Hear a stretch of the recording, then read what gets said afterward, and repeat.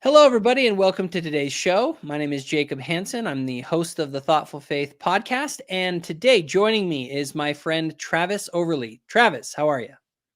Great, Jacob. Thanks. Hey, so Travis and I, we've kind of interacted more or less on Twitter, which is sort of the worst place to interact, in my opinion. I always tell people if they want to see my most serious takes to watch my videos, Facebook is sort of somewhere in between, and Twitter's an ugly place. You have very limited characters, and I don't know. There's just a lot of garbage on there. But I do get to occasionally meet people that want to have further discussions. Travis and I were talking about having a debate potentially, but decided that it would be better to do a discussion.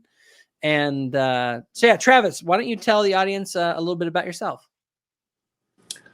I'm out in Hawaii, Wailua, which is on the North Shore of Oahu. I'm a holistic farmer, specializing in dry farm and also biodynamic principles, and active member of the church. Teach elders quorum, and I'm a single father with 3 children, so they keep me real busy.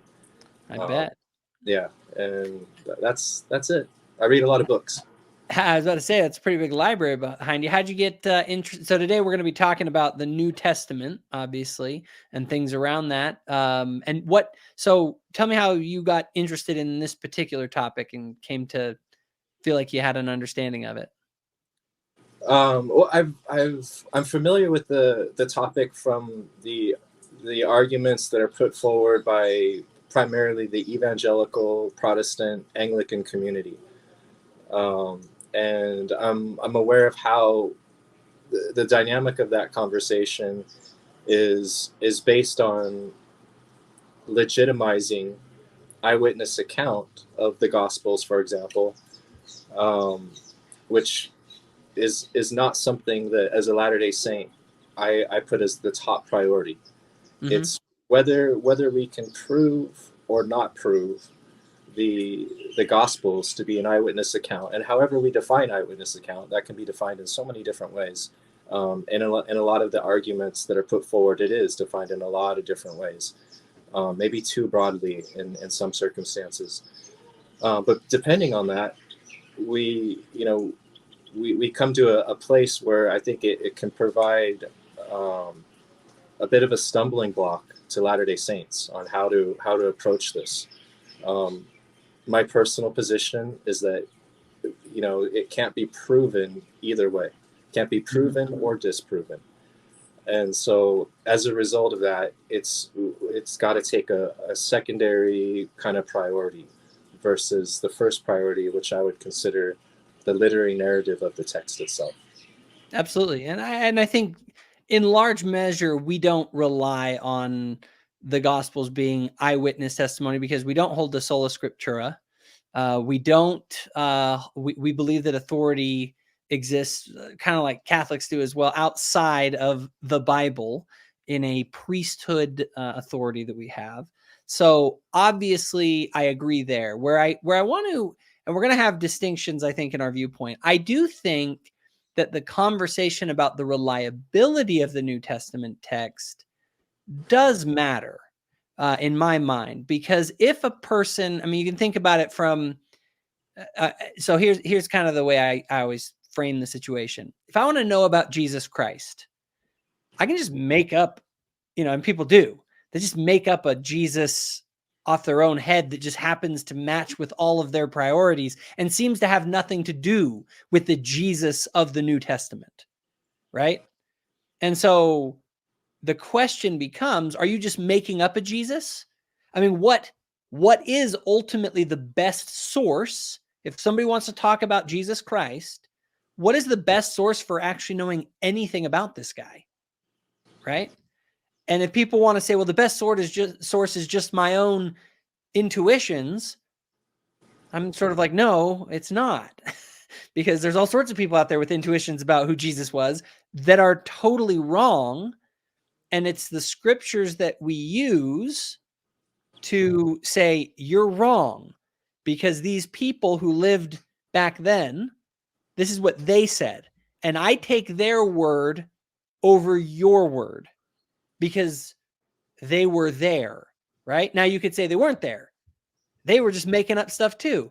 All we're doing, everyone's just making up stuff about Jesus, right? They were making it up back then. We're making it up now. And it's sort of like we can't really know who he really was by any sort of historical record. I could see somebody like an atheist coming and bringing that sort of an argument. It's just like, well, you guys, just like everybody else all throughout history, are just making up stories about Jesus that aren't have any basis in historical fact. I'm curious, what your thoughts are on that. Do you think that it is important that we have a historical basis for who Jesus was? Well, this is where this kind of conversation, gets a little bit tricky, and that is that if we're talking about the reliability of the New Testament or of the Gospels, that's a different conversation than if we're talking about the Gospels as eyewitness account or eyewitness testimony. The literary narrative itself, the New Testament, the Old Testament, it's all important. It's valid. It's viable. It's something that we can thirst and feed on, and we can live by. However, whether or not, James or Peter or Mark or Matthew or Luke actually wrote the text, or a secondary person wrote the text, or whether it was a compilation of a number of people that have written many texts and that was put together, that's really the argument that's being put around between some of the other Christian faiths. That's what they're meddling over, and for the reason which you mentioned earlier, is because that is dependent, or rather, their doctrine or dogma of sola scriptura is dependent on that. In other words, they need to have their congregation believe and adhere and subscribe to the idea that those Gospels in the New Testament were eyewitness accounts in order to achieve legitimacy over, for example, the Catholic Church, which claims authority directly through their popes to Peter.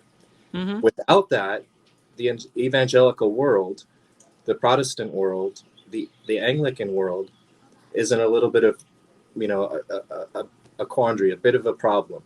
And so what we're finding, in my view, is that we as Latter-day Saints are not dependent on that. We don't have any. So the eyewitness account or the eyewitness testimony, that part of it, let's say this. Does it affect the way you view the New Testament if you were to find out that it was all made up 100 years after Jesus by a bunch of different people who never knew him? How does that affect the way that you view the New Testament versus if it was written by someone who actually walked with the man Jesus? I think that's a really, really good question. And one of the reasons why that's a good question is the same scenario is what Jews have been dealing with for centuries upon centuries. And they, in my view, they have a very sophisticated, mature approach to this. And that is that the importance and the value of the text is in the literary narrative itself. It's not on the historicity of the narrative. So, whether the book of Daniel can be shown to be a conglomeration of a bunch of mythologies and competing Near Eastern groups. The documentary hypothesis, essentially. That's one of the strengths of the Jews is that, and this is something that's true for the Old and New Testaments that would be beneficial to Latter-day Saints too, is that when they look at the literary narrative, they take their pattern of exposition based on kind of the Hellenistic or Greco-Roman method, of their apologetic, which is a little bit like the art of rhetoric, mm-hmm. in the sense that every rabbi looks at a text at least 4 layers deep, and their methodology for this is abbreviated by PARDES, paradise, but it stands for Peshat, Remez, Derush, and Sod. I probably didn't pronounce those correctly. I don't speak Hebrew. That's all right. But you can. This is their method of exposition. It's their method of their midrash, all of it. And if we look at Joseph Smith's writings, he was keen on that. He is very, very multi-layered, and just recent Latter-day scholarship is really bringing that to light. That he was right in that same dynamic, almost like he could have written parts of the New Testament or Old Testament himself, because it's so multi-layered. But we could talk about that a little bit later. Well, and I agree there's a level to which I agree with what you're saying. I don't believe that the text needs to be looked at specifically. I don't read the scriptures primarily for their historical value, right? I don't look at them as primarily a history text. However, there are things that have to be historical in order for the church's claims to hold up. First and foremost among them, that Jesus Christ literally rose from the dead as a matter of history. If that did not happen, then Jesus of Nazareth was not who he claimed to be, right? That is the central claim of the Christians. It is that he is risen. He rose, right? That was what the good news was, that the Christians went and proclaimed in the world. But it does require us to go back and examine if the New Testaments are reliable in any sort of a historical sense. I personally am of the opinion, and it's somewhat, a lot of Latter-day Saints tend to jump on kind of the Bart Ehrman train, and it's very much like, look, a lot of this stuff isn't super reliable, and therefore it's like, hey, that kind of supports us in the church. But what I've actually found as I've dug deeper into these is that it's simply like the central question for me is, are they historical? Like, can these be viewed reliably as historical and as based on eyewitness accounts? And I think there's a resounding answer, yes. I actually have looked at some of the apologetics from the Christian groups, and it's very compelling. A lot of people who oppose it generally just kind of like, oh, well, scholars, kind of reject that. But I'm always asking, well, what's the great argument that those scholars have made? Because when I look at some of the arguments, they're pretty strong. For example, I think one of the more compelling ones is that there's no alternative tradition to who the authors were. The first attributions of authorship go into the 2nd century, maybe even getting close into the 1st century, potentially with Papias, or Papias, depending on how people want to pronounce it. And so I also believe that the Gospels were written probably, I think John was written probably in the 80s or 90s. I think that the Synoptic Gospels were probably written in the late 50s, early 60s is when I think they were written, primarily because Luke's Gospel just ends, or not his Gospel, his account of Paul ends with him going to Rome for trial, but doesn't say what happened, which to me suggests like, well, maybe it hadn't happened yet. Maybe he's actually writing this as the events go on. Well, going back, there was no alternative tradition. People say that the Gospels they're anonymous works. Okay. That's actually not true. When they say that they're anonymous works, they just mean that the authors don't mention themselves in the text. But any manuscripts that we have, as far back as we can find those manuscripts, attribute the authorship, the ones that do attribute authorship, always attribute them to the same people. It'd be like somebody saying, well, we don't know who wrote Harry Potter because in the book, it doesn't mention J.K. Rowling. But you're like, yeah, but every book we have of Harry Potter says that it was written by J.K. Rowling. I'm like, yeah, but she's not in the text, so it's an anonymous book. We don't know who actually wrote it. It's like, no, we don't have all the books that go all the way back to the beginning. And the thing is, when you go back as far as we can go to the sources that were available with the early church fathers, and that would be the ones that I'm speaking of specifically are Irenaeus in 180, and he was in sort of the Rome area, Papias in Asia Minor, Clement of Alexandria in 180 AD, Tertullian, who's in North Africa. And so you literally, when you look at the actual New Testament early church fathers in the 2nd century, they all, in different locations, are all saying the same thing. And there's no one saying anything different than this. And so who are we to be like, well, I just don't think that they're the ones who wrote it. And not only that, sorry, I'm kind of on a little rant here. I want to throw out a few of the reasons I think this. Another one, if you're going to pick people to have written the Gospels, why would you pick Mark and Luke? Why not pick actual apostles who were there? Why pick like traveling companions, right? If you're going to fake it. And so, again, there are these, there's a bunch of other things I could get into, but the subject of if it matters is, in my mind, ultimately, I think you're right that it doesn't.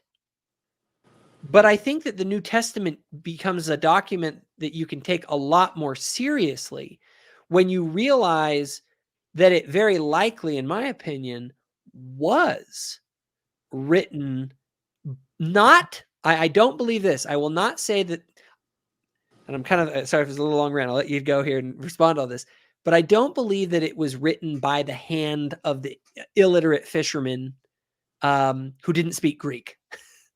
Right? Like, I don't think that was the case. I think what it was is that they were the primary witness that the author, whoever wrote the Greek, relied upon to give the gospel according to Matthew. And I believe first was Mark. I think Luke and Matthew utilized Mark, but they like Matthew's gospel was like, okay, we're going to use Luke, but Matthew was like, I'm going to kind of give you some feedback on what we should sort of add on to what Mark said, right? Because I think that story's right, but we're going to kind of expand it a little bit using an eyewitness as the person who's going to do that, right? So, and then Luke, kind of a similar thing. I think that John was written by the Apostle John towards the end of his life, as the church father said, at the request of friends, to the early church, addressing some of the issues that were in the early church, specifically the nature of Christ, who he was, right? And that he was, the divine logos and all of that. So anyway, long rant there, but my whole point is just to say that there's always, regardless of if it matters or not, ultimately, I think proximally, it does matter to me that when I say that this is the best source available on Jesus, that they're not saying, well, it was just a bunch of made up stories by people way after him. And I can say, no, it's actually very reliably in the historical record, one of the most solid historical sources in the ancient world, which I think can be argued. But that's my rant on sort of some of the historicity stuff of it. So anyway, what are your thoughts? Well, I'm trying to remember to touch on some of your points on the most recent point you made with regards to the idea or the terminology of reliability. That one is kind of tricky because, for example, some people look at the idea of reliability as either or. It either is reliable or it isn't. Whereas other people look at reliability as kind of a scale. It doesn't have to be perfectly accurate to be reliable. Yep, and that's my sort of view of it, by the way. Yeah, and so we can lose, with the idea of reliability, we can lose half an audience just based on just different conceptions of what is reliable, what somebody's expectation for reliability is. With regards to the scripture or the New Testament being reliable, again, that's not a contention of either of ours. Mine is my position is just that the eyewitness account, to say that the Gospel's eyewitness account makes them reliable is a moot point to me. It doesn't make them reliable. It doesn't not make them reliable. It's not something. What makes them reliable is the literary narrative. And we're dependent on that kind of idea of reliability based on the church fathers, which means some kind of third party authority way back when. And our basis of that is that authority. If, for example, I was going to look at a text and measure reliability, one of the criteria I would put forward would be that the account is intimate. So in the Gospels, I would look at the account of John and say that's a very intimate account. It's to me it's the most credible and most reliable if we're going to look at something that would be eyewitness testimony. The others maybe not so. On the other side, I could even look at a gospel that's not included, like the Gospel of Thomas, and say that's a very intimate account with lots of Jesus's personal sayings, and that was totally omitted from the New Testament for obviously maybe political reasons or whatever. So these kinds of contrasts or contradictions really put us in a difficult discussion. And this discussion even we're having is not even important to the discussions that the Protestants, evangelicals, and Anglicans have, because their only intention is to substantiate sola scriptura by saying these eyewitness accounts are totally reliable. That's where we get our legitimacy and authority from. Yeah, and obviously they have a very high standard, not only with reliability but infallibility with the scriptures, which I think is a standard that it just will not measure up to that standard. With that in mind, it's because I can see what you're saying from the perspective of as we're engaging with evangelicals and why they sort of have this sort of view. But you have to remember that we also engage, in fact, I would say primarily in today's culture, with the atheists, and or those who are vague spiritualists who don't accept the New Testament as authoritative, because they basically say, look, it's a bunch of made up stories. Okay. So what do you say to those people?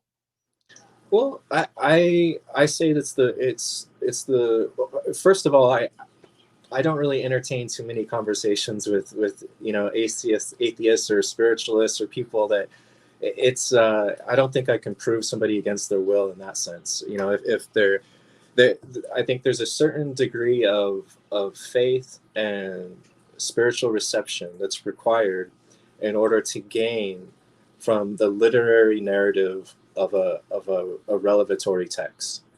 For example, there are many faithful Christians who read the Genesis narrative of the Old Testament as accurate, reliable, to the very, very most literal kind of reading that you can offer. Yeah. I don't ascribe to that. I don't even think and nor do I. I think though that there is at some point you say, okay, well, if the Bible is just a work of good literature, that there's lots of good works of literature. Why should I believe that Jesus Christ rose from the dead and is the savior of mankind, and that I need to worship him as my Lord and Savior, and that he wasn't just a nice Jewish guy who said some things that were kind of interesting, and then later on people kind of created this religion to follow this guy, made up a bunch of stories about him, and what we have in the Bible are essentially a bunch of tall tales about this guy Jesus that we know almost nothing about. I think that's I could see where people can go down that route, but I think my counter to that is actually, well, you can think that the New Testament is just a bunch of stories, but we have good reasons historically to believe that these accounts were not just tall tales created well after his death, but that they were actually they were attempts at a faithful retelling of not oral tradition, which is one of the things people talk about. One of the things I was sort of researching for our discussion is there's a difference between oral tradition and oral history. The Gospels were based on oral history. not oral tradition. Tradition requires for multiple generations to have passed away. Like if you're telling me what you did yesterday, that's not an oral tradition. That is an oral history. You know, you're talking about things that you were actually witness to. If you were to tell me about what your great-grandfather did, that would be an oral tradition, right? And so because of the time when the Gospels were produced, even by more skeptical scholars, they all existed within the time when eyewitnesses would have still been around. And so the stories would have very likely had been generated by people that actually knew about the events. And there's things within the text that suggest that. Like one of the things I found that was very, very interesting, a couple things. Number one is that John mentions people by name. But earlier, like for instance, when the ear gets cut off, in the earlier Gospels, it just said that I think it was like one of the disciples did it essentially, or somebody did it, someone with Jesus. And then John says it's Peter. Why? Well, because Peter was still alive and could have been gotten in trouble for that act. And so there are names that were kept anonymous for their security's sake. Okay, it's a hypothesis as to why there's that. Another thing that's very interesting is they've compiled based on records the most popular names from certain eras. You and I might know in the 80s, everyone was naming their kid Jason and Brittany. And, you know, today it's like, you know, no one was named Oliver and Wyatt. And then like my boys are named Oliver and Wyatt. Now everyone in this era is named Oliver and Wyatt. So there are these interesting name patterns. And it was the same in the ancient world. Like there were names that were more or less common. And they did a study on the names in the New Testament text and found that they correspond extremely tightly with the amount of people that are named like Mary or Simon. And those were the most common names. And like statistically, they lined it up and they show that they basically, the names show up with the amount of frequency that you would expect if they were talking about actual people from that actual era. So again, take that for what it is. My point though is just that again, if somebody is it's very easy for, like, I get this all the time. The New Testament is just a bunch of made up stories. And you might say, well, I find those stories really meaningful and I believe that they're inspired of God. And I kind of am like, well, big deal. That's like, there's no reason to think that lots of people can say that. So if you have something that's concrete and more historical, like, no, there really was a guy, Jesus, and these people were real witnesses to what happened rather than just storytellers, I think that's meaningful. Anyway, I've gone a little bit too long on that, but I wanted to kind of push back on that a little bit to see what do you say to the people who are just like, I don't care about your literature. I care about what actually happened in history. Well, let me retrace something. The argument that you made about the names, that I think was largely put forward by Richard Bachman, and he, in his eyewitness testimony, Jesus and the eyewitnesses, in his text, he really, you know, focuses on that thing. But the fact is those same names can be shown to trace all the way back throughout Second Temple Judaism. I mean, all the way to Maccabees. By the way, Bachman is one of them, but the main resource for that one was a book called The Historical Tell.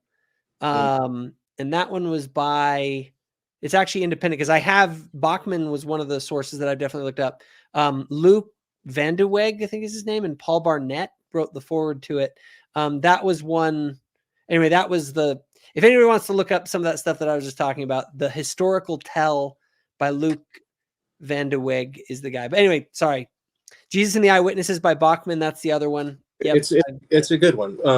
Definitely. Well, here, the thing that I would, so with the names, I don't find that a real strong argument in any way, just because the time spanning into that, you know, Second Temple Judaism period, the names are the same if you go back 300 years almost. Mm-hmm. And so it doesn't really narrow down a historical concept.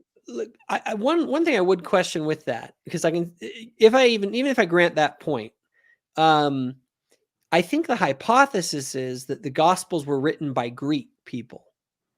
And Greeks, would they, without any, if they were just making up stories, would they have been that familiar with Jewish naming patterns? I do wonder that. And also the amount, I have a hard time with that this wasn't connected deeply to Jewish sources with things like the book of Matthew. I mean, whoever wrote the book of Matthew, sure, they definitely spoke and wrote Greek, but they had a pretty deep knowledge of Judaism. Yeah, very much so. You know what I mean? So this is a text. It's by Dennis MacDonald, and what he's showing in this one, it's it's substantial, is that they interwoven in the New Testament narrative is a lot of reference or allusion to Greek mythology. And there's a reason for that, as something that you had mentioned earlier, that in this early Christian period, those saints were persecuted, heavily persecuted. And so as a matter of strategy, if you wanted to bring forth any, text that could be considered treasonous against the Roman state, it would be wise to be able to weave in some of that Greco-Roman, motif in order for it to be, distributed and accessible to all people. Is there any specific examples of that you think that highlight that well that he brings up? There's a lot of them, but I don't want to focus on that. That just okay. It's a text it's substantial. Dennis MacDonald. It's called Synopsis of Epic Tragedy in the Gospels. You can find it on Amazon. But with something that we were talking about just a little bit earlier that you had mentioned about how do we have a conversation with those that say, oh, it's just a bunch of made up stories, that kind of thing. Well, there's something that one of my favorite scholars, the old guy Hugh Nibley, he mentioned, and he's got an essay called the Genesis of the Written Word. And in it, he describes the miracle and the value of the written language, of the recorded written language, and its ability to preserve, its ability to transmit, knowledge, all these kinds of things. He's far more eloquent than what I can, explain right now. But if you're interested, it's called The Genesis of the Written Word by Hugh Nibley. You can find it online. But the reason why that's important is because there's something sacred about writing itself, in the sense that whatever, if something is put down into a text and is put in a written form, and it's done by the Spirit, it's done by revelation, then that is held by that text and transmitted by to those who read it. And this is not true with all texts. For example, we can look at who are arguably the best fiction writers in history: the Tolstoy, the Dostoevsky, Shakespeare. We can Melville, Faulkner. Every single one of them relies and depends on the Bible for their motifs. Not one of them has rewritten the Bible or offered something better, but they're building off of it. They're using these themes, using these motifs they're the best writers that we consider in all fiction. And yet they're still on the shoulders of these so-called, if somebody wants to call them stories. They're not stories. There's much, much deeper meaning and transmission happening in the literary narrative of the text of the New Testament and the Old Testament. And that's why it's important to be able to read with multi-layers, like what the rabbis do. Mm-hmm. Because and that's something that Latter-day Saints in general, I don't think we do well enough with. And I definitely can see what you're saying there with the need for us to not just look at texts as sort of these, you can get overly rigid into sort of the history side of it, and they're not primarily meant for that purpose. I definitely can see that. I will say, though, that, again, I'll play devil's advocate on some of this just to see what your thoughts are, because I get these sorts of responses, right? Somebody that with a more postmodernist lens might look at this and say, look, the reason that you find Melville and Shakespeare and these motifs compelling is because you have been born and raised within a Christian culture. If you had been born in Afghanistan, you wouldn't find Shakespeare compelling. It's because you've been in a culture that's been saturated in a particular sort of worldview that you find these things interesting at all. Yes, you can say it all goes back to the Bible, and that's because the Bible has been the primary text that's influenced the culture that you're a part of. But that doesn't validate those texts as anything more than a social construction that you happen to find very appealing. You know what I mean? And so if it's not based in any kind of objective facts and history, then it's just a social construction and you're the product of your social construction. And so of course you enjoy it. And of course you find these things meaningful and interesting, but it doesn't mean that they actually are. It just means that you just happen to prefer them and find them to be cool. Do you think that providing, well, I guess, I mean, if the events didn't really happen and this is all just social constructs, I would feel like from an atheist perspective, I'd be like, yeah, I mean, I can explain why you feel that way, but it's not actually true. It's just what you happen to enjoy, and people in other places enjoy other things. How would you push back on that? I think in two ways. Number one, I gave examples of the arguably the greatest literary writers in history, and if I had a little more time, I might give more cross-cultural examples of people from maybe from Africa and Asia and other continents, and who also use the Bible to transmit their literature. And by using an example of say the most eloquent or the deepest writers in history, I appeal to their authority, meaning they have the ability to transmit something through text that's meaning or valuable or something like this, and yet they still can't do what the Bible can do. There's something different about it. Or for another example, the same reason why people can't replicate and create another Book of Mormon like what Joseph Smith did, or another Doctrine and Covenants, or another Pearl of Great Price. Because there's something sacred in the act of writing something that comes directly from revelation and from the Spirit. And that whatever is there is maintained in that text so that it can be transmitted to other people. Now, whether that transmission can be considered a social construct, I think it's a good discussion that can be had. But here's where the second point, here's where I would say that we have a different kind of evidence. And that is that after the time of Jesus, the world changed dramatically. What I'm going to say is that whatever Jesus did, whatever he taught, was strong enough to overthrow Rome and every empire after. Every empire, every power, every authority had to adapt to it. What was it?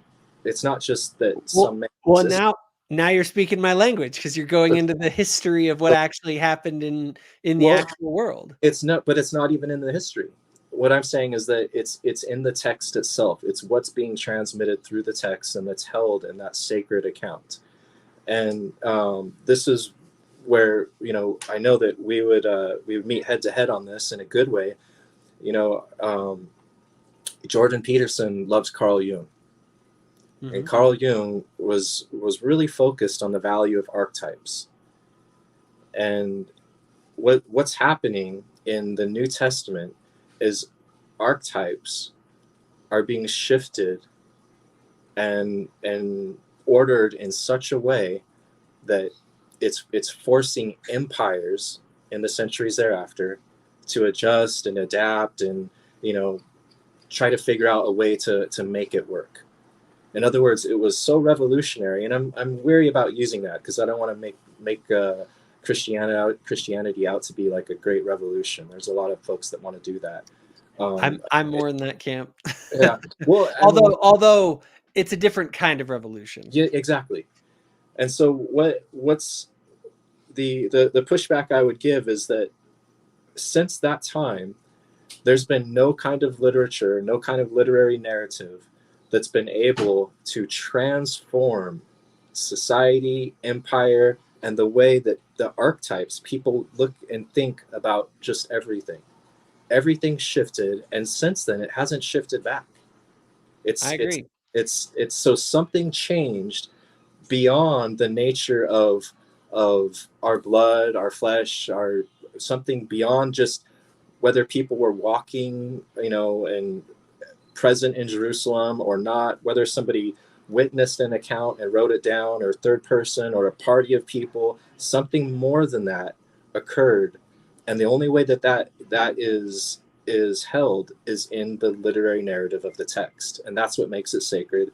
Again, back to the Hugh Nibley essay, the genesis of the written word. Read it, read it, read it.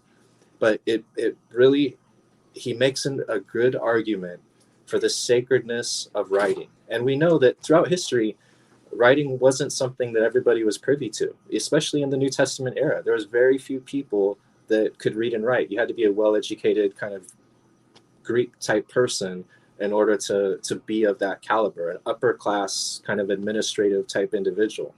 Yeah. And largely that was not the vast audience of New Testament peoples, the Judeo-Christian peoples that we relate to in that New Testament. Yeah. And I definitely am following what you're saying, and I agree in the sense that the literary quality and the impact that has on people spiritually, right, is ultimately where the spiritual power of Scripture comes in, right?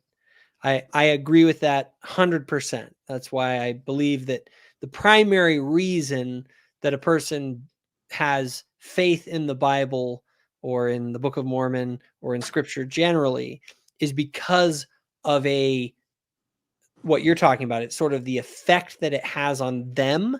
And, you read it and you're like, this is telling me about truths that are on a deeper level, right? And it does it through narrative form. Agreed 100%. I think one of the things about the New Testament, though, that's unique is that the primary message of the New Testament isn't love thy neighbor. The primary message of the New Testament is a historical claim that he is risen. Because there's been a lot of people who have walked this earth with interesting ideas and have thought great thoughts. But when the Christians went out to proclaim the good news of the gospel, Paul was obsessed with it. The culmination of the story in each of the gospels. If you read it as a work of literature, what is the big thing? It happens at the end of each one of them. He rises as the new king of the world. Everyone who witnessed what happened it was my sort of take on it is that when Jesus Christ was crucified, it was all hopes were dashed. He was the Messiah. The Messiah is not the exact opposite thing of like he was proven a fraud in that moment that he was killed on that cross in the minds of the people. And so when he rose, it was sort of like all the world is dealing with the implication of that historical event. Because if it happened, then, and they acted as witnesses. I think that's the other thing is that the early Christians went out to witness to the world of something that happened. And so for me, it's a both and. It is see, this is my criticism of Jordan Peterson. Jordan Peterson sees the archetypes. He sees all the spiritual stuff. And I'm like, yes, yes, yes, this is great. But guess what, Jordan? He lives. He rose from the dead. It really happened. And you have to deal with the implications. Everyone has to deal with it. Either he did or he didn't. And so unlike other sort of esoteric mystical traditions that are rooted in sort of archetypes only, we are rooting something in a historical event. And I believe that the New Testament primarily is a witness that this Jesus of Nazareth rose from the dead. And I think the literature and the literary and spiritual value says, I wasn't there, but man, this story about him impacts me in such a way. And it is credible enough that I believe the witnesses, that I believe that these stories aren't just made up.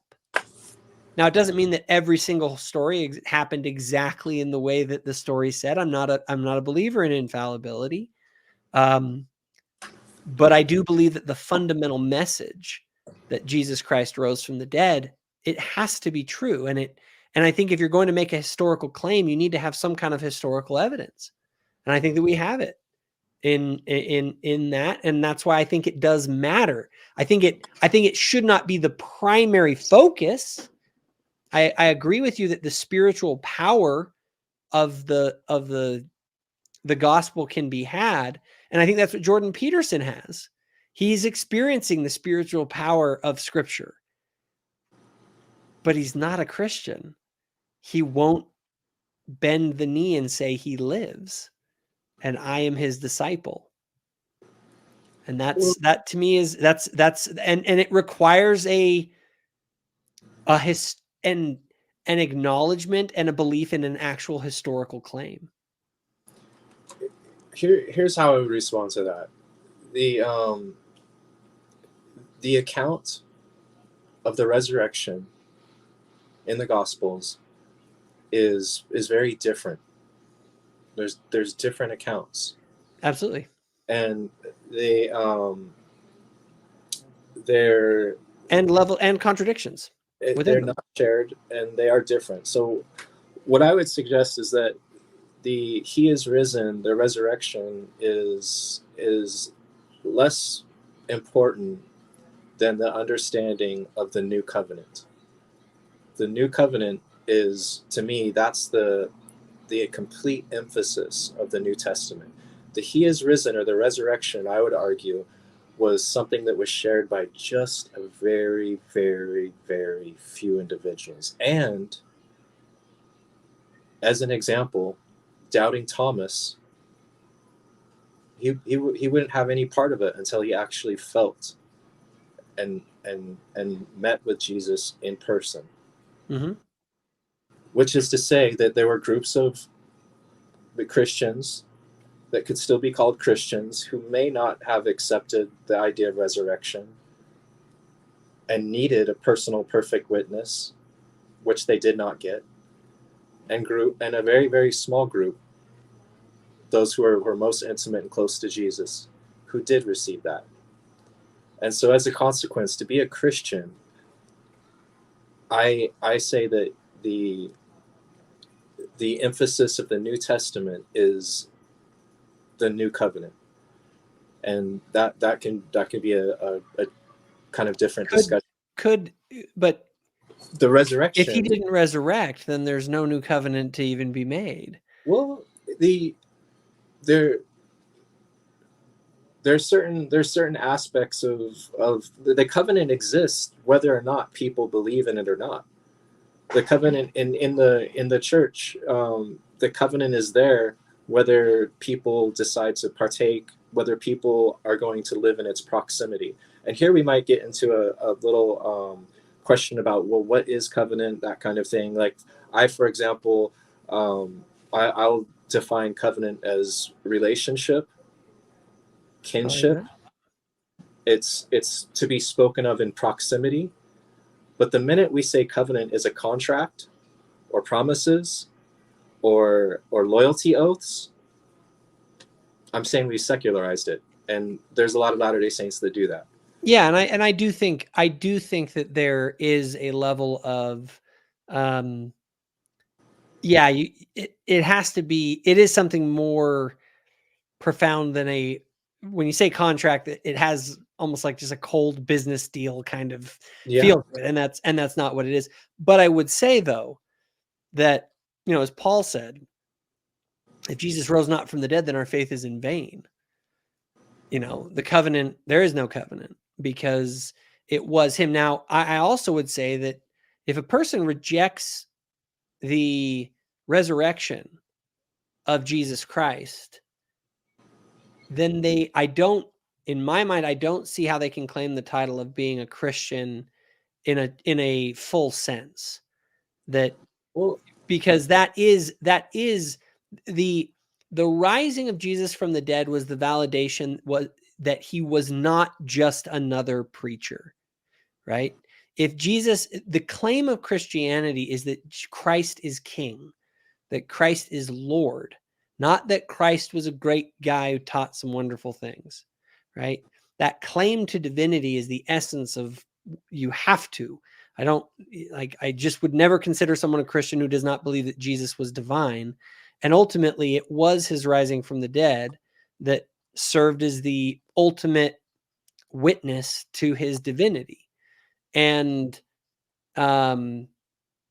it's a binary thing. He either rose or he did not. I would suggest that a Christian who has the belief that Jesus rose from the dead and that he was physically in contact with people and eating and drinking and this kind of thing, which is described in the New Testament, that's okay.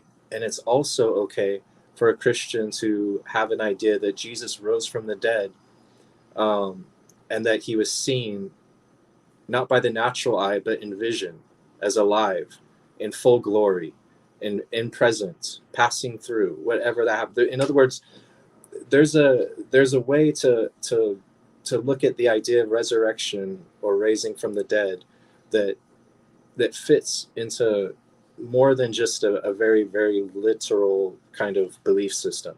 Does that fit within the Latter-day? Oh, go ahead. At all.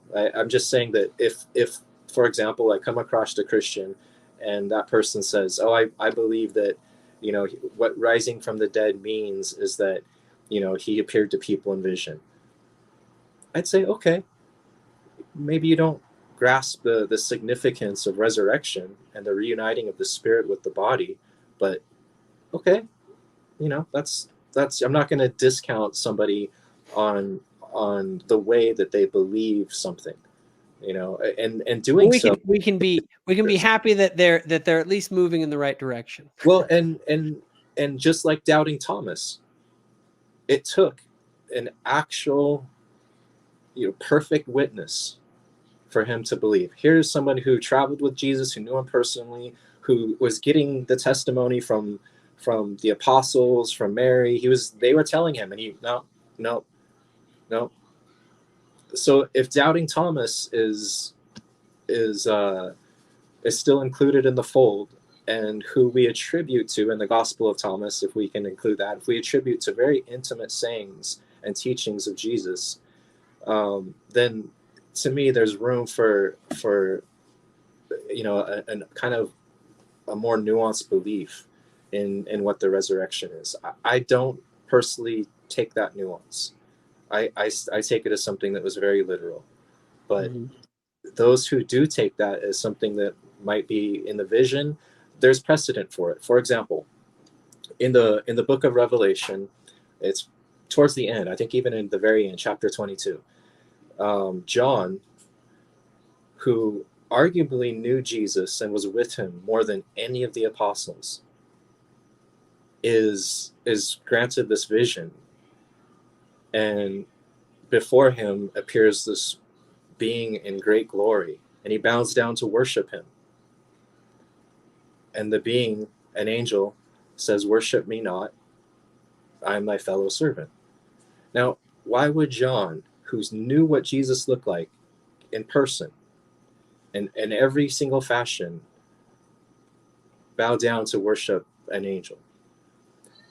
It leaves a lot of questions about what this experience is, what visionary experience is, how could somebody who knew Jesus so well and who made such a powerful revelation and record and an account of Jesus do something like that. The reason I bring that up is not to give any answers, but just to say that there's room for a broad understanding of what resurrection means. And it's safe to understand it as literal and as something that is so far beyond miraculous that you got to take that leap of faith. But in Christianity and even within the church, there's room for the doubting Thomases. I agree with that. I agree with that to an extent, in the sense that doubt is something, and having a different interpretation and all of that. I believe that we have to have mechanisms to control orthodoxy, so that way we don't, get carried about by every wind of doctrine, and that the authoritative structures of the church exist for that reason. With that in mind, I do think there are limits to where, do you see there being limits on what a person can believe about the New Testament or Jesus, to where they fall far enough outside to where you would say, I can't consider you a Christian? Like, what does it mean to be a Christian if any belief goes? What is the required belief to be a Christian? It's a really, really good question. And here's an example. I do spend a lot of time with dear friends who have decided to move on their own direction, kind of away from their religious feelings, away from the church, or things like that. And what I've noticed, the common denominator for people that tend to fall away, or what is termed as a faith crisis, for example, is a conflation of faith and belief. And this is something that is dangerous to the whole congregation, is conflating faith and belief. They're not the same. Belief is propositional. Faith isn't. Faith requires hope, but belief doesn't. There's a writer, I brought the book around here, this one. It's called Faith and Belief by Wilfred Cantwell Smith. He was a Harvard divinity professor, a lot of comparative religion. But he writes a 300-page text on the difference of faith and belief in the language itself, like how the English word came about and this kind of thing, and then also about how that plays out among other religions or other kinds of belief systems. So what I would say is that we run on dangerous ground when we attribute our testimony, or we build our testimonies on the sands of belief. Because when we do that, where things become propositional, if or then, or once we do that, we come into a situation where we've removed ourselves from faith, and we're reliant just on the belief, or the belief system, or the dogma. We find that in contemporary LDS apologetics with like the Heartlanders versus the Mesoamerican. I mean, there's people that are just dead set. They know one way or the other. It's a belief system. And what they've done is they've traded faith for belief. I can move from faith to ordinance to covenant without a single belief system. Not one. Can you, though? Yeah. I mean, in the church, there are certain propositions that one must believe in order to have a temple recommend. Is that not the case? That's the case in the temple recommend, but I would suggest that it's a formality, and there are a lot of aspects within the church that we still hold on to from, say, the Brigham Young era. where loyalty to the church was paramount among everything else.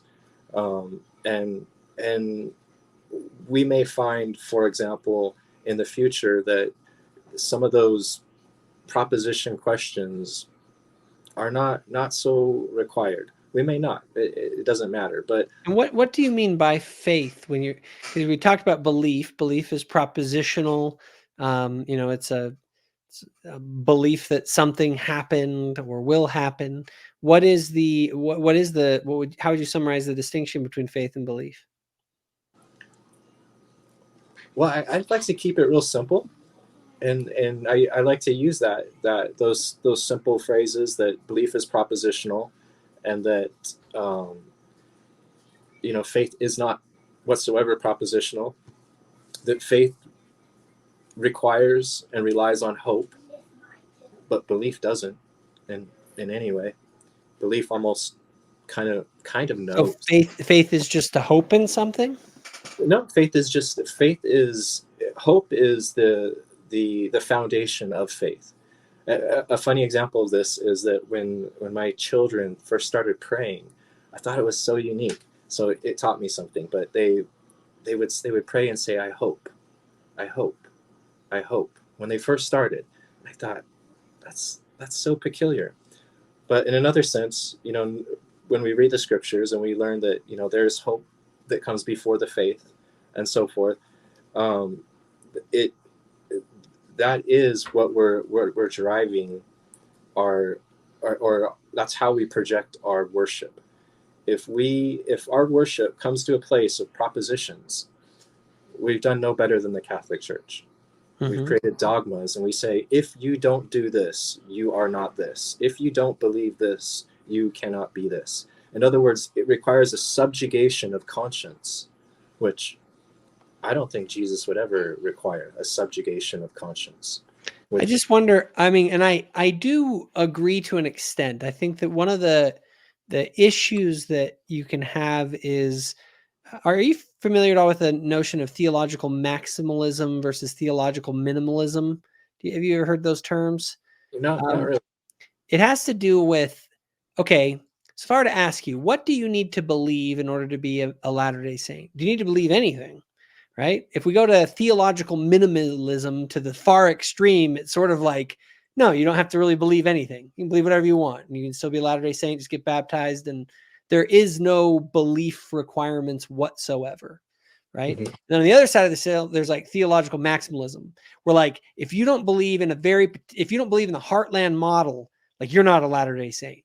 You know what I mean? Kind of where you have incredibly strict requirements.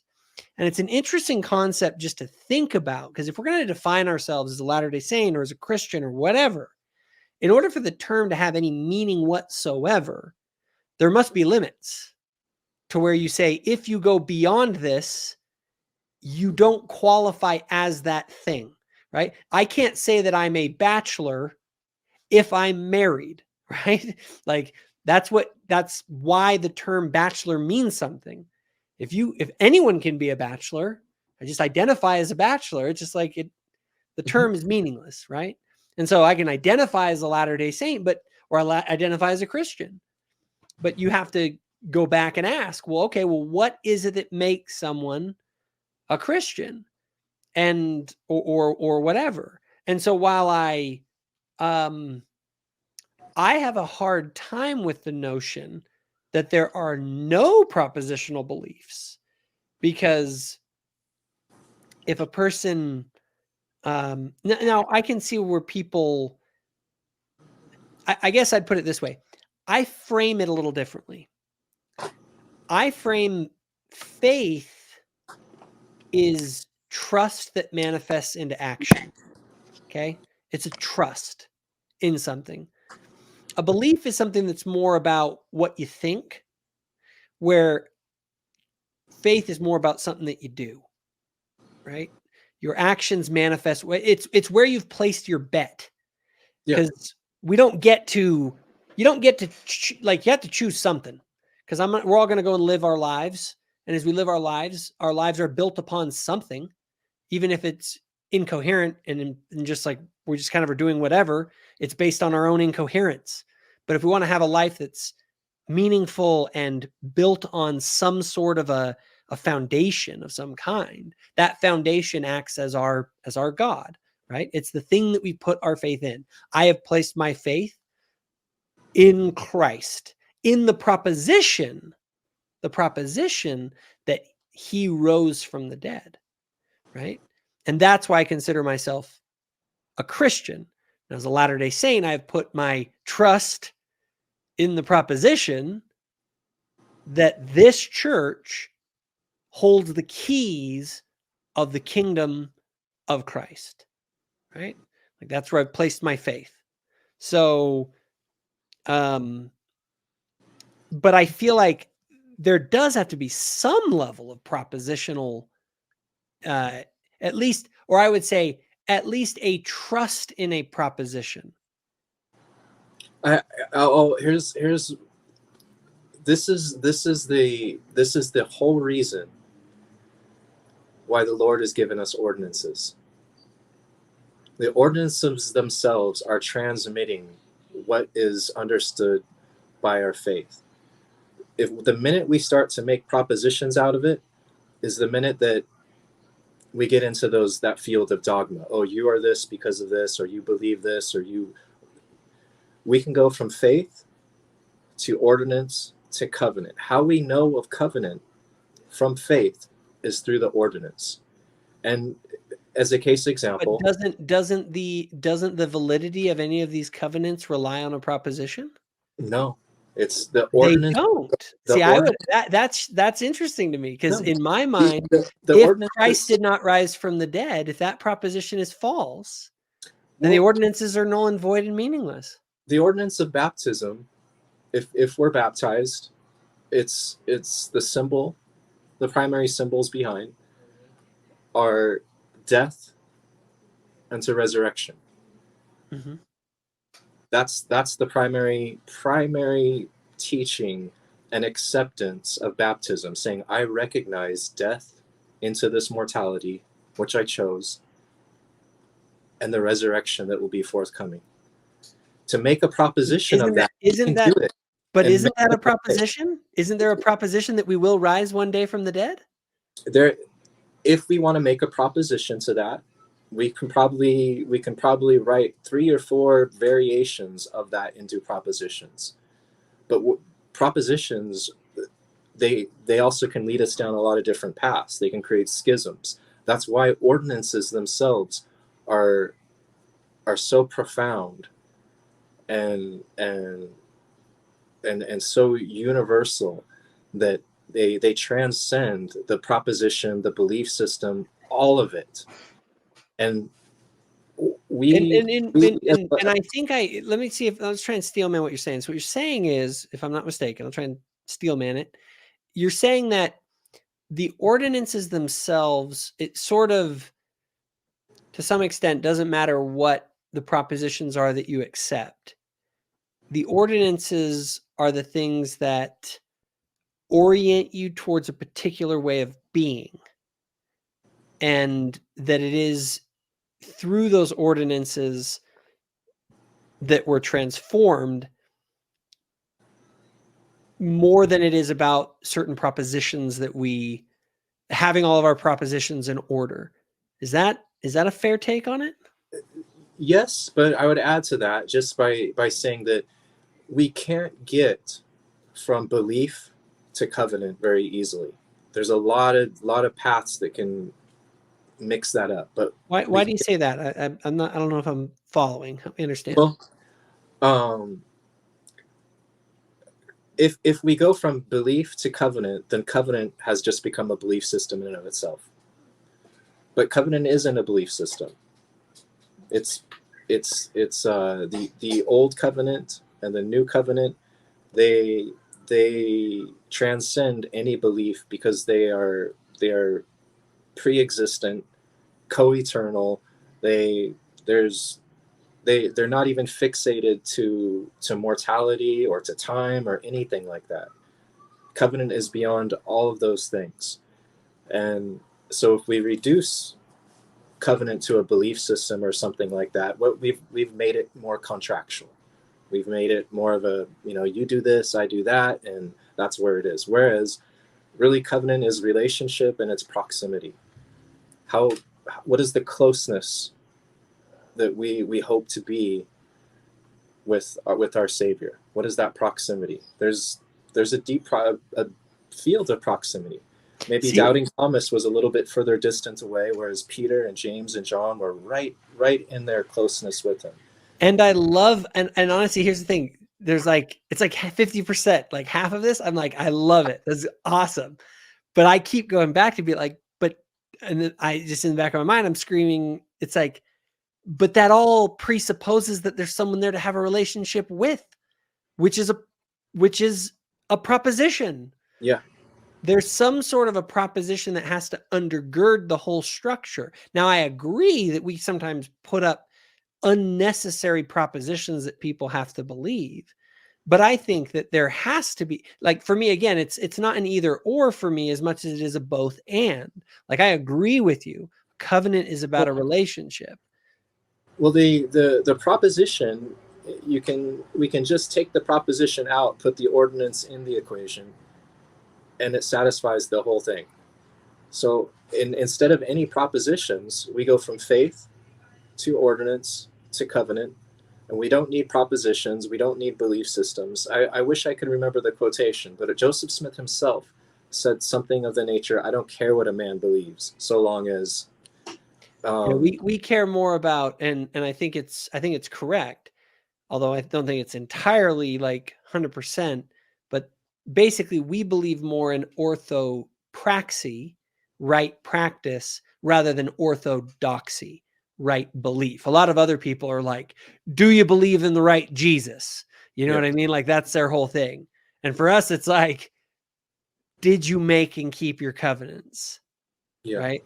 Like, are you living in right relationship with the risen Lord Jesus? Right? If you got some wrong ideas about him, all right, not great, but what he cares about is that your relationship with him and with other people is right. You know what I mean? Like, if my kid has some crazy ideas, but he's a great kid who treats others well and treats me well, and we have it's like, all right, have your weird ideas. I don't care. You know what I mean? But the thing is that but we have to be careful because there's a limit to that. Crazy ideas, bad ideas, falsehoods can cause you to behave badly, right? And so I do think that there is a balance, or there is a level of orthodoxy that is needed. But again, if we're gauging sort of theological minimalism versus maximalism, I tend to push more towards minimalism. And I don't look at and maybe this is somewhere that we differ, I don't view sort of the temple questions or the baptismal interview questions before you make a covenant, which ask you to affirm certain propositions in order to be worthy, or as I like to say, qualified to be prepared to actually enter into that covenant relationship. I don't think that those are unnecessary in any way. I think that they are essentially our way of drawing the lines of where the theological minimum is, so that people can have a rightly ordered covenant relationship. You know what I mean? It's again, if a person doesn't have a certain level of understanding about what they're getting into with their covenants, I don't know that they should make them. And so, again, I agree. Well, my only thing is, I just think that there's a level of proposition that's needed. I just have a hard time getting around that. Well, and I think that also because of your philosophical background, propositions are they're the bones. They're the bones of philosophy. And so, but what I would say is that, if propositions were sufficient, and that our mental kind of agreement or something like that was sufficient, we wouldn't need ordinances. I agree. We wouldn't.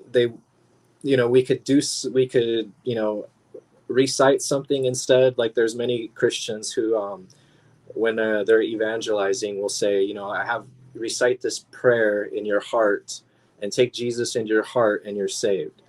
that's a proposition. There's no ordinance, there's nothing, no part of that. And so I think that the tendency for all religions, but especially the church, to move in the direction of belief and conflate it with faith, which happens, and to me it's a problem, is very dangerous.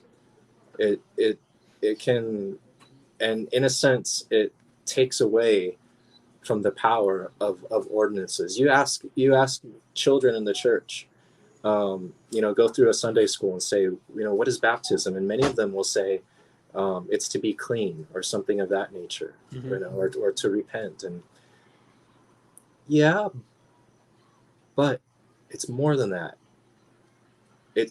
It's death unto resurrection, which also implies that there's something even before death, like a pre-existence or something that brought us into a point to accept death in order to be resurrected. And so there's a lot more to it. And in the same sense, when we speak about covenants, I don't see covenants as being made. It's the way that we converse about them. We make covenants, this kind of thing, but we don't make or fashion anything. The covenant has been there forever. We're either, in my view, we're simply remembering it. We're bringing by the covenant, we're brought to a remembrance, just like in the sacramental prayers. Remember. In other words, I wouldn't be surprised if the covenants that we know of in the church today were presented to us before we entered mortality. And that's why that we can go to the temple, for example, and experience something that is foreign and have it resonate so powerfully, because it's bringing us into remembrance. And remembrance is really where the power is. That's where the force is generated, and it becomes something that's more than just a mental, propositional thing, more than a syllogism. It's something that it has to do with embodiment, and we receive it through our entire being and body. And that's also why the ordinances themselves are so powerful. And so when you say that propositions in the church are important, absolutely, in the sense that there has to be some degree of order in the kingdom. There has to be to kind of measure folks and to allow folks to come up short in order to address issues and all that. It's necessary. But when that becomes paramount is when we run into kind of a situation where we're becoming like the other Christian denominations. And the something that's so beautiful about the church is the ordinances themselves. When folks actually go into the water and they experience those ordinances, there's something that is transformative. That's just like the word coming from the text. That changes. It's more than just a story. There's something more to it. And we might not all be perceptive to that. And for those that are not perceptive, oftentimes we resort to proposition. Well, if you believe this, then this, or now you are a Christian because you believe, or there's something that doesn't make people, give up their time, their effort, their money, serve others, in ways that we see in the church. Yeah. There's something a lot more than that. And so I think we agree on all this. And it's kind of it comes to issues of semantics and how words play with each other and what our perception of words are, like the making of covenants. I always avoid that term, but I understand it. Yeah, we make covenants, but I personally don't teach my children that way. There are covenants that the Lord has set, and we've been taught before. And when we remember these things, when they're brought into our remembrance, it gives us strength to do all that is necessary to abide in the proximity of the covenant.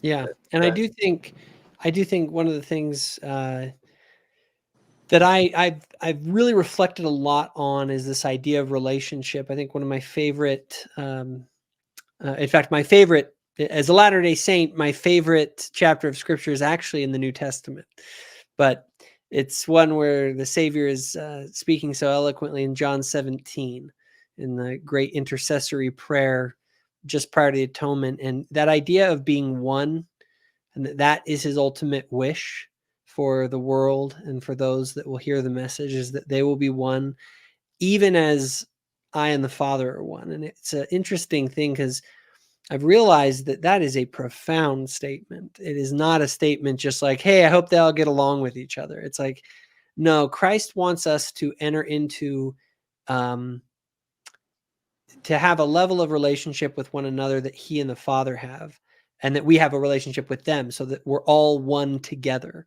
right? And covenants ultimately are the engine of that relationship with God that also commits us to one another as well through those covenants, right?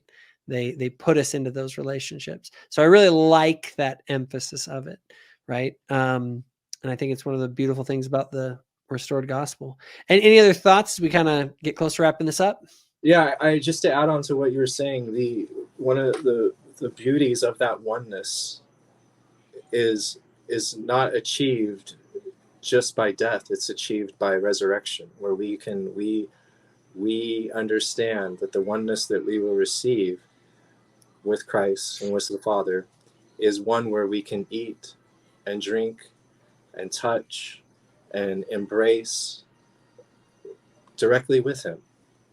And that's a closeness that could not be achieved without the atoning sacrifice that has been made, and the entire plan that's been set forth and transmitted through the prophet Joseph Smith for the whole world, but most particularly for Latter-day Saints who are willing to do the stuff, to do the work.